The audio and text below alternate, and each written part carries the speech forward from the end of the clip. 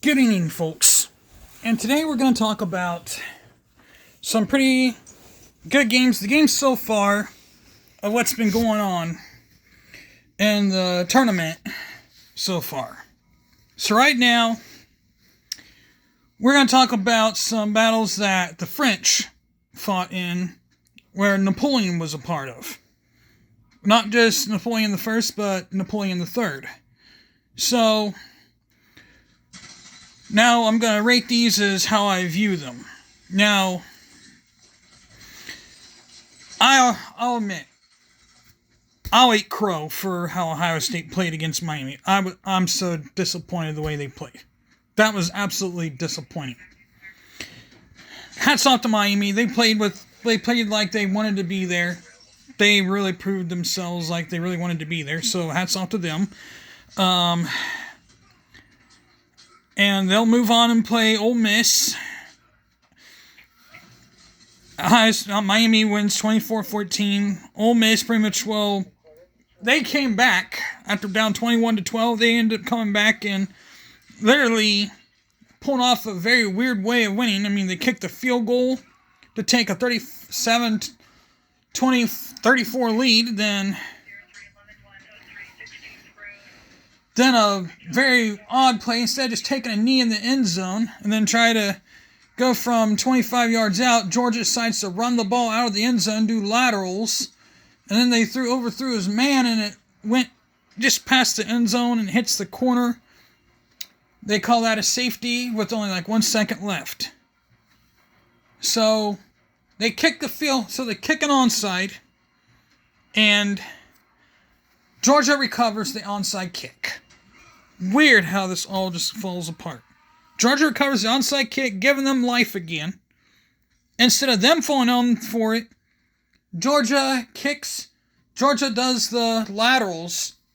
I assume the penalty was illegal for lateral, so even if they would have made it all the way down for a touchdown, kind of like the Notre Dame-Ohio State game a few years ago, maybe I think it was last year, maybe a year before that, it would have came back and never would have counted. But they ended up stopping them anyway, so penalty decline, game over. We can all go home now. At least Georgia does. Georgia eats crow while Ole Miss will go home. Now, and then Alabama and Indiana. Oh my God. What the hell was I watching? Indiana just gave it to Alabama 38-3. It's like, what the hell was I watching here? And then Oregon just laid the law on Texas Tech. 23-0. I'm like, oh God. It's like watching Ohio State and Clemson back in 2016 all over again. Oh, I'm glad it's not that year all over again. Oh, I was so embarrassed that year. It was embarrassing to be a Buckeye fan back then. Oh, I don't even want to relive that year all over again. Don't even remind me. So, this is how I call these battles. The Oregon versus Texas Tech, the Battle of Krensnoy, was a 23-0 win for Oregon. They pretty much handled Texas Tech like they were nobodies. Beat them to a pulp where they had nothing left in them. Then Alabama and Oregon, after Alabama got beat by Oregon 23-21 earlier in this season, Alabama went down to Norman and took care of business. The Battle of Saarbrück to start the entire war. Napoleon III, who won there after Alabama won 34-24, advanced, and we'll talk about that one momentarily. Now, Ole Miss and Georgia, that's pretty much what Waterloo. Georgia started off pretty good, just like they did, but then Ole Miss came out and just pretty much then the Prussians were coming from the side, and pretty much that's what ran Georgia into confusion. And that's what killed Georgia. So that one I would consider Waterloo. Now Ohio State and Miami, Leipzig. That's the Battle of Leipzig. Ohio State just had no answer for Miami. I mean, Ohio State had their chances when they were coming out in the second half Ohio State always seems to be a second half team, it seems like this year. Personally, you cannot be a second half team in any kind of game. Doesn't matter what it is. You cannot be a second half team at this point in the season. You have to be strong from start all the way to finish if you're going to win any kind of game. You cannot be a second half team at any point during the season. Now, Miami, on the other hand, they were strong. They never quit. Now, Ole Miss, on the other hand, they started off slow, so I don't know. Miami might actually win. I don't know, but then again, that was Georgia. Georgia, I don't know. I mean, Georgia, they always seem to have a strong start on everything. I don't know. I mean, now, up here to the one everyone is talking about. That is Sedan. The one where the French were routed by the Prussians during the Franco-Prussian War. All these other battles, Battle of Kreuznach, Battle of Waterloo, and Leipzig, were the Napoleonic Wars. This one is the Franco-Prussian War. Those two battles were.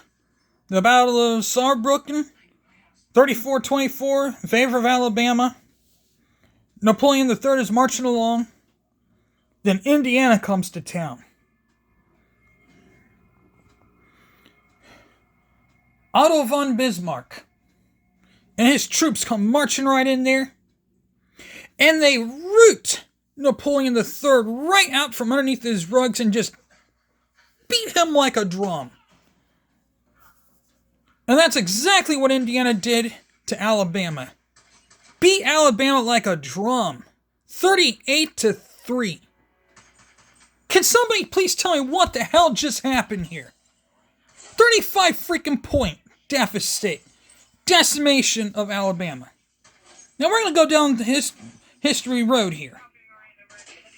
The last time Alabama was beaten this badly, well, actually beaten by more than 35 points, you got to go back to 1998 when they played Arkansas and got beat 42-6.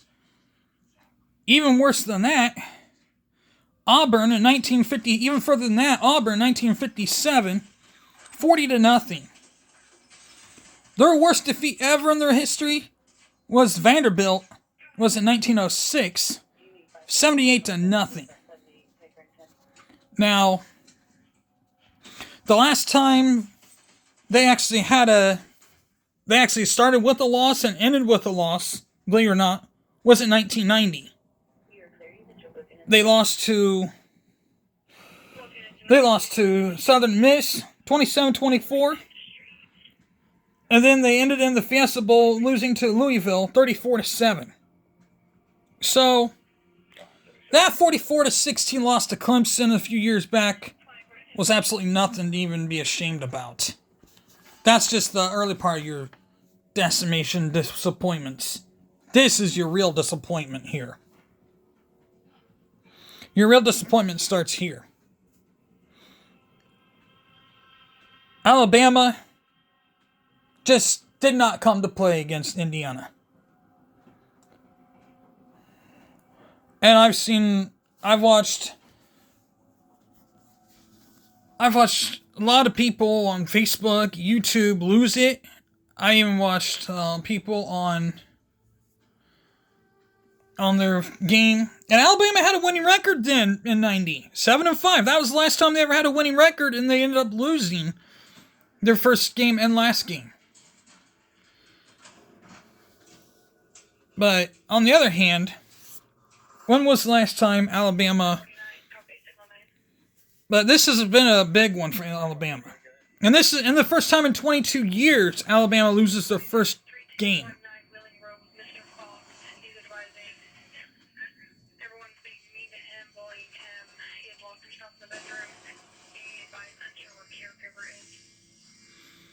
So that's that. I mean, it is what it is.